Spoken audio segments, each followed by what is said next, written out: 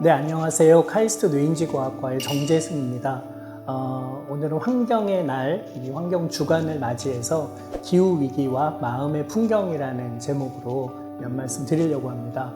사실 기후위기와 마음 풍경이라는 건 굉장히 어울리지 않는 단어죠. 왜냐하면 기후위기는 전 지구적인 문제이고 마음의 풍경은 내 내면 안에서 아주 작은 곳에서 벌어지는 일이라고 생각하니까요.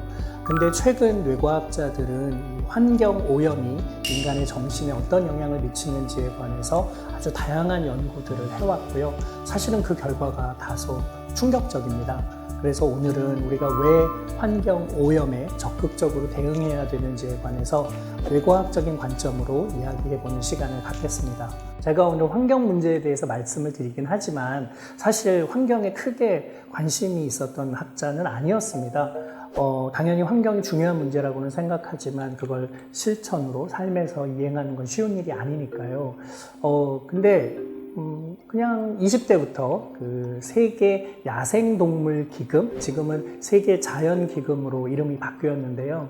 1961년도에 설립된 이 기관에 관심이 많았어요. 그들은 당시에 멸종 위기에 처한 그런 동물들을 보호하기 위해서 모금을 하고 있었고요. 그래서 저는 판다라든가 고래라든가 지금 멸종 위기에 놓여 있는 그런 동물들을 위해서 기부하는 것 정도, 그리고 골프장을 막 생기면서 그것이 전 지구적으로 숲들을 사라지게 만들면서 골프 너무 재밌다고는 하지만 선뜻 하게 되지는 않더라고요. 그렇게 이제 굉장히 수동적으로 환경에 대해서만 생각하고 있다가 환경재단이라는 것을 알게 됐고 또 서울국제환경영화제 집행위원장을 맡게 되면서 조금 더 적극적으로 환경 문제를 고민하게 됐습니다. 잘 아시다시피 매년 6월 5일은 세계 환경의 날인데요. 그 시기에 맞춰서 서울국제환경영화제는 환경영화들을 틀고 있습니다.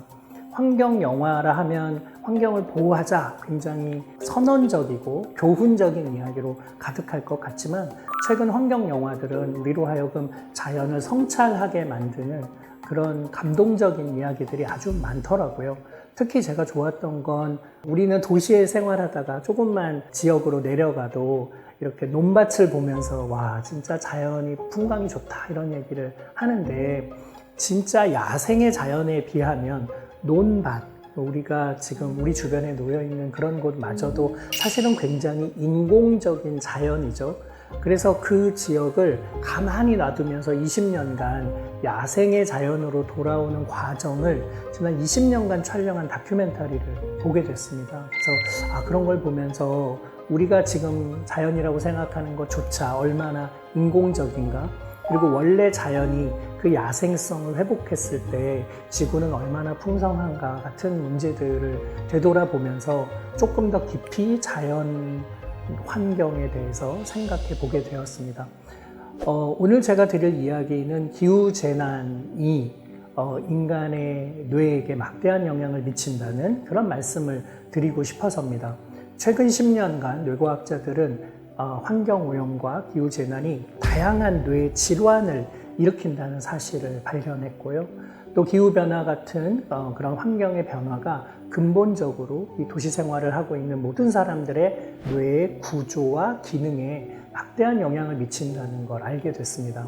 이걸 제가 여러분들과 같이 공유하고 싶은 이유는 기후변화, 기후재난, 온난화, 또 환경오염 이런 문제들이 나와는 좀 먼, 너무 거대한 전 지구적인 자연 생태계적인 이슈여서 내 삶 안으로 들어오게 만드는 게 꺼려지거나 그런 인식을 잘 못하게 되는데 그게 내 내면의 세계에 영향을 미치고 내가 어쩌면 뇌 질환에 걸릴 수도 있다고 생각하면 이게 그냥 지구만의 문제는 아니게 되잖아요. 그래서 그런 맥락에서 환경오염을 조금 더 가깝게 생각해보자, 그런 취지로 오늘 말씀을 드리고 싶습니다. 기후변화가 뇌의 구조와 기능에 영향을 미친다는 최초의 연구는 그냥 기온이 상승하는 것만으로도 또 대기가 오염되고 미세먼지가 늘어나는 것만으로도 우리의 기억력, 언어 능력, 학습 능력이 현저히 저하된다는 걸 알게 되면서부터입니다. 구조 자체가 바뀐다는 거죠. 예, 그래서 기후변화가 단지 바깥 환경만의 문제가 아니라 뇌라는 내부 기관의 문제, 실질적인 위험 요인으로 작용한다는 것을 알게 된 거죠. 미국 노스캐롤라이나 연구팀은 어린이의 뇌를 MRI로 분석을 했어요. 그들이 사는 공간에 장기적으로 대기 오염을 측정했는데 그 중에서도 고농도의 대기 오염에 노출된 아이들이 그렇지 않은 아이들에 비해서 이마 바로 뒤에 있는 전두엽, 전전두엽의 피질 두께가 얇아지고 또 해마라고 하는 단기 기억을 장기 기억으로 넘기는 이 영역의 크기가 현저히 감소한다는 사실을 발견하게 됐습니다. 해마는 이렇게 기억력을 담당하고 전두엽은 감정을 조절하고 자기 통제를 하고 학습 능력을 담당하게 되는데 이쪽 영역들의 기능이 떨어지다 보니까 자연스럽게 공부의 효율이 오르지도 않고 충동적으로 무언가를 먹기도 하고 게임에 몰두하기도 하고 참을성이 좀 부족해지기도 하는 이런 정신적인 문제를 앓게 되는 거죠. 통상 우리는 우리 애가 게임에 너무 중독돼 있어 라고 걱정을 하지만 그것이 기후변화와 관련이 있다는 생각은 잘 못하는데 사실은 이런 대기 오염이 아이들의 뇌에 이런 막대한 영향을 미친다는 사실을 안다면 이제 우리는 다른 방식으로 대기 오염을 대응해야 될 것 같습니다. UC 데이비스에 있는 캘리포니아 주립대 연구진들은 미세먼지가 많은 지역에 사시는 그런 어르신들이 알츠하이머 치매 발병률이 높다는 걸 알게 됐습니다. 알츠하이머 치매에 걸리면 우리 뇌에 아밀로이드 베타 단백질이라고 하는 어찌 보면 치아 사이에 끼는 치석 같은 플라그거든요. 근데 이게 농도가 현저히 높아지는 거예요. 그러니까 공기 속 오염원이 단순히 그냥 호흡기 문제가 아니라 뇌에 특히나 신경 퇴행에 막대한 영향을 미칠 수 있음을 보여주는 사례라고 할 수 있습니다. 뇌과학자들은 이것을 자연이 우리 뇌에 손을 집어 넣는다. 그래서 기후가 그냥 간접적으로 영향을 미치는 정도가 아니라 뇌의 물리적 구조를 바꾸고 어르신들의 퇴행을 촉진시킨다고 우리의 내면 세계를 침범한다고 이야기하고 있습니다. 그런 걸 생각해 보면 기후변화가 굉장히 무섭게 느껴지죠. 기후로 인한 만성 스트레스는 뇌를 위축시킵니다. 이런 만성 스트레스, 예를 들면 폭염이 계속 지속된다거나 비가 계속 와서 우울해진다거나 이런 스트레스 호르몬이 만성적으로 분비되면 이 전전두엽과 해마의 기능이 떨어지고 자연스럽게 우울증과 불안도 늘어납니다. 환경재난, 불확실한 미래, 지속적인 고온 노출 이런 것들이 코티솔 같은 스트레스 호르몬들을 오랫동안 우리 뇌가 젖게 만듭니다.